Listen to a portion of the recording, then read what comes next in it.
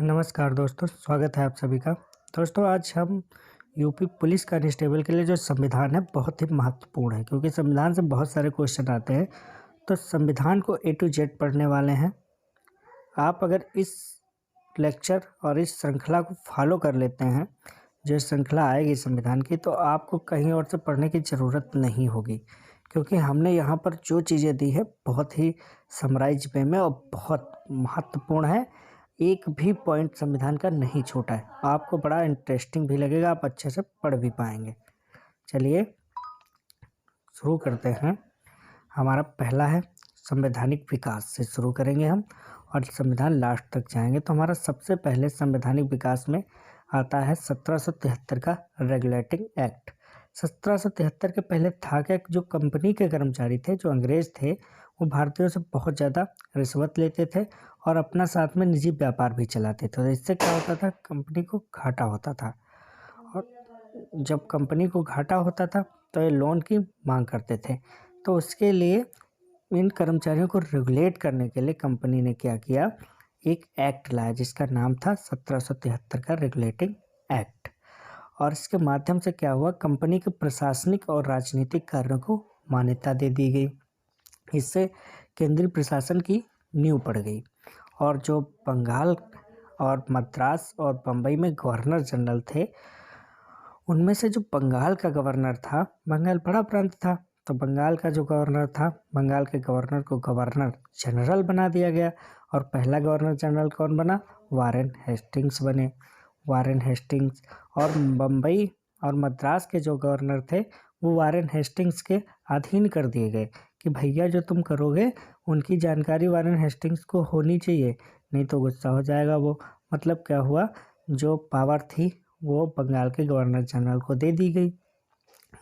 और अगला पॉइंट देख लेते हैं। कोलकाता में एक न्यायालय बना दिया गया। 1773 में एक उच्चतम न्यायालय बनाया गया, जो 1774 में बना। कंपनी के कर्मचारियों को निजी व्यापार करने और भारतीय लोगों से उपहार व रिश्वत कुछ ना ले कर रहे हैं, एकदम बंद कर दिया गया कि आज से कुछ नहीं लोगे। कोर्ट ऑफ डायरेक्टर के माध्यम से कंपनी पर नियंत्रण सशक्त कर दिया गया। ये थी 1773 की रेगुलेटिंग एक्ट की बातें। एक बार समराइज कर दें क्या हुआ। इसमें कंपनी के प्रशासनिक और राजनीतिक कार्यों को मान्यता मिली, केंद्रीय प्रशासन की नींव पड़ी, और बंगाल का गवर्नर जो था, बंगाल का गवर्नर जनरल कहलाने लगा। मतलब गवर्नर जनरल नया पद सृजित किया गया।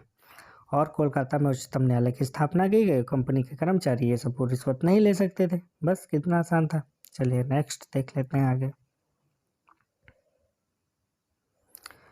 1784 का पिट्स इंडिया एक्ट।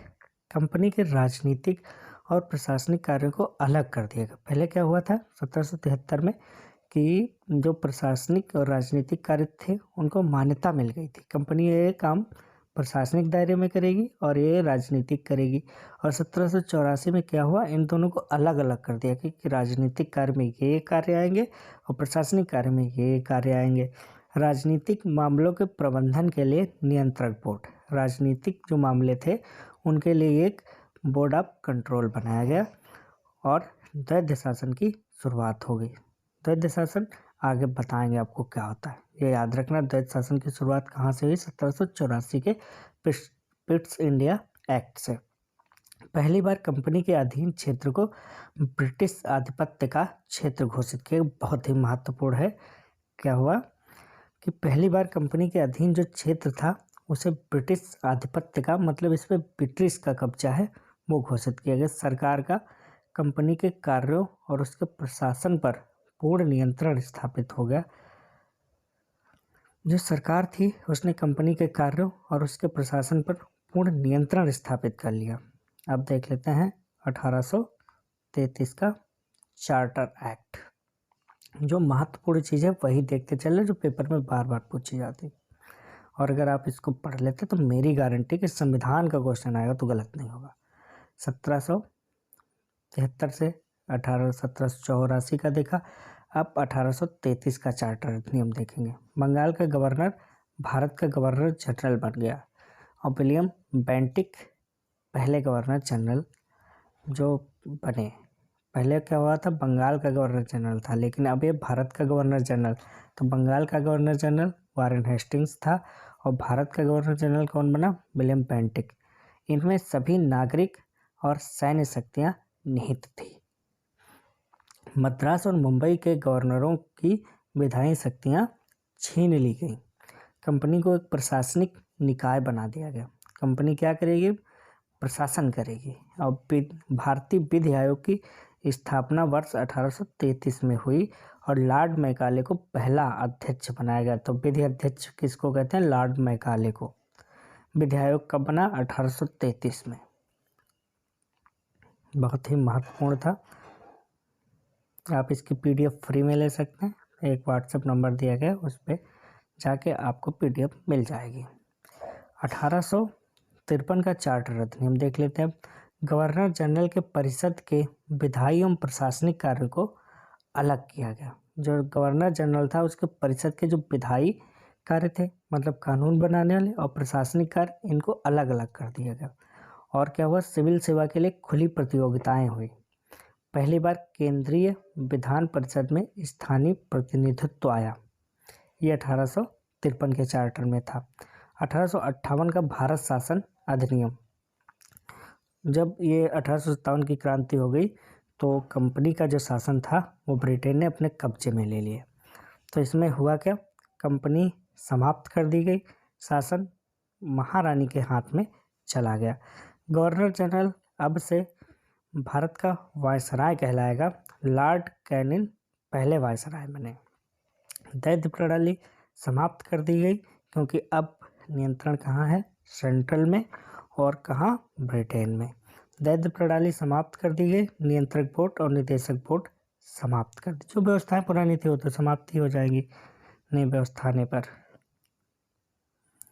एक नया पद सृजित किया गया जिसका नाम रखा गया राज्य सचिव, जो ब्रिटिश कैबिनेट का सदस्य होता था, उसके पास क्या था, भारतीय प्रशासन पर संपूर्ण नियंत्रण की शक्ति होती थी।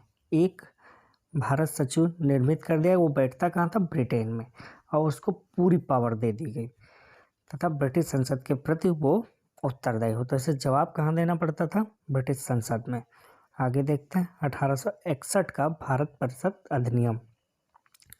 इसमें क्या हुआ, कानून बनाने की प्रक्रिया में भारतीयों को भी शामिल किया गया। भारतीय बहुत मांग कर रहे थे तो कुछ महीने में भारतीयों को भी शामिल किया गया। वायसराय गैर सरकारी सदस्यों को नामांकित कर सकता था।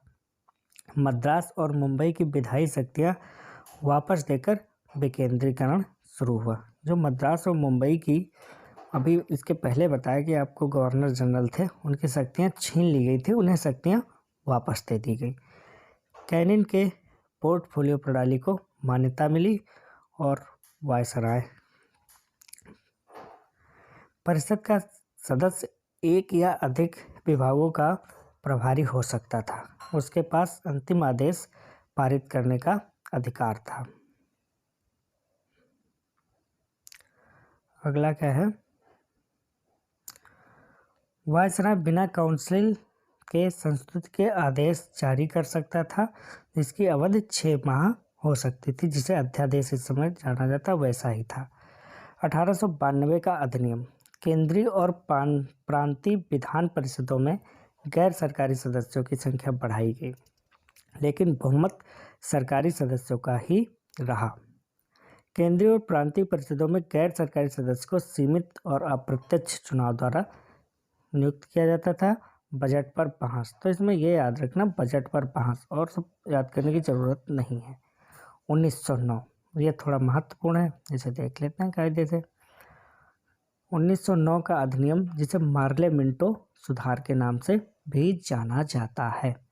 केंद्रीय और प्रांतीय विधान परिषदों के आकार में काफ़ी वृद्धि हुई। केंद्रीय विधान परिषद में सरकारी बहुमत तथा प्रांतीय विधान परिषद में गैर सरकारी बहुमत बढ़ा दिया गया। चर्चा का दायरा बढ़ा, अनुपूरक प्रश्न भारतीय पूछ सकते थे, बजट पर संकल्प आदि। सत्येंद्र प्रसाद सिन्हा वायसराय की कार्यपालिका परिषद के प्रथम भारतीय सदस्य बने, ये याद रखना।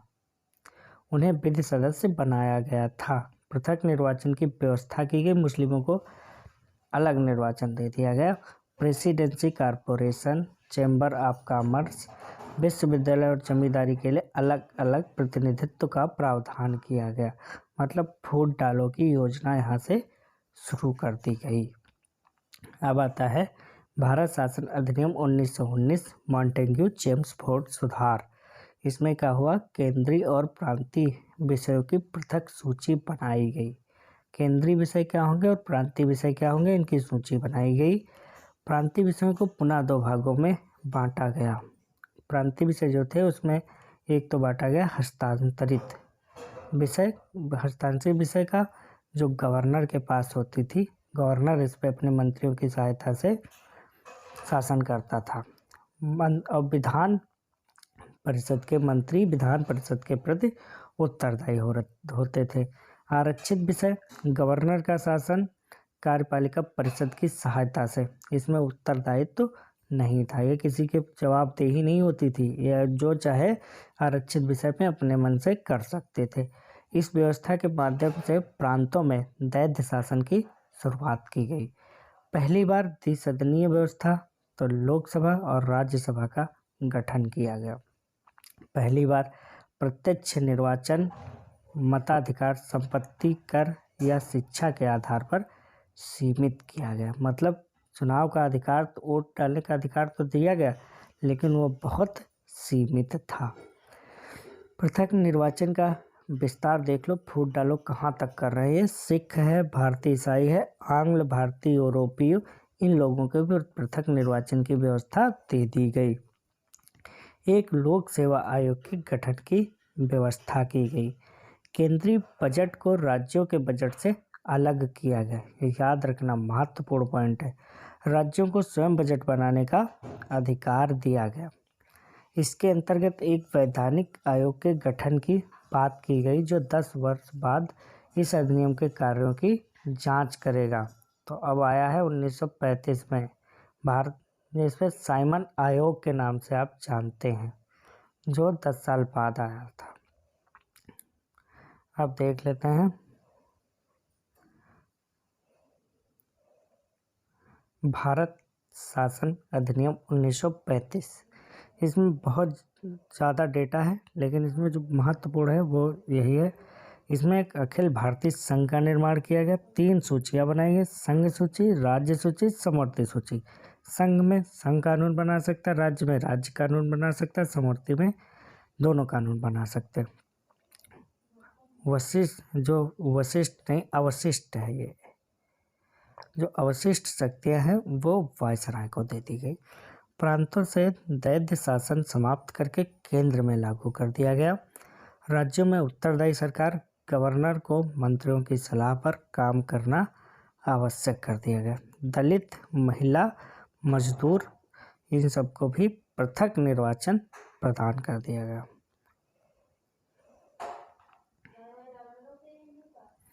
मताधिकार का विस्तार किया गया 10%, और भारतीय रिजर्व बैंक की स्थापना की गई, और संघ, प्रांतीय और संयुक्त लोक सेवा आयोग बनाया गया। 1937 में संघीय न्यायालय की स्थापना की गई। दोस्तों, ये था संवैधानिक विकास, बहुत ही महत्वपूर्ण था। एक बार आप लेक्चर देखने लेना, दोबारा PDF से 2-3 बार इसको पढ़ लेना। आपका संवैधानिक विकास से कोई भी क्वेश्चन गलत नहीं होगा। अगर वीडियो पसंद आई है तो लाइक करें, अगर नहीं पसंद आई है तो डिसलाइक भी कर सकते हैं। और चैनल पर नए हैं दोस्तों तो केवल बटन ही दबाने का काम होता है, हमें बहुत साहस मिलेगा। आप सब्सक्राइब कर लीजिए। धन्यवाद, मिलते हैं नेक्स्ट वीडियो में।